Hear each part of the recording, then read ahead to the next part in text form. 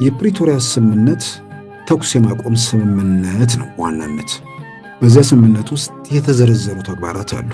በተዘረዘሩት ተግባራት ውስጥ ዶክተር ደብረጽዮንን ለካቢኔ አባልነት ወይንም ለፓርላማ አፈ ጉባኤ ወይንም ለእንደዚህ ቦታ የሚል ስምምነት አይደለም።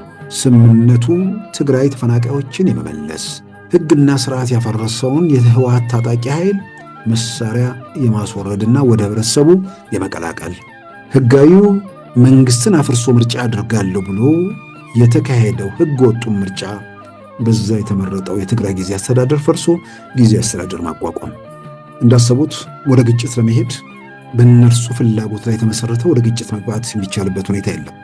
ከቲፒኤልኤፍ ጋር የሚፈጠር ግጭት የቲፒኤልኤፍ መሸሻ ወደ ኤርትራ ከሆነ ከኤርትራ ጋር ጭምር የተያዘ ግጭት ነው የሚሆነው።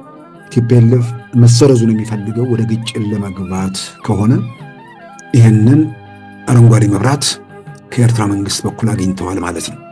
ህወሓት፣ ሸኔ፣ ፋኖ፣ ኤርትራ ተቀናጅተው ምንድን ነው ማሳካት የሚፈልጉት? የጋራ ግብ አለ፣ የጋራ ዓላማ አላቸው።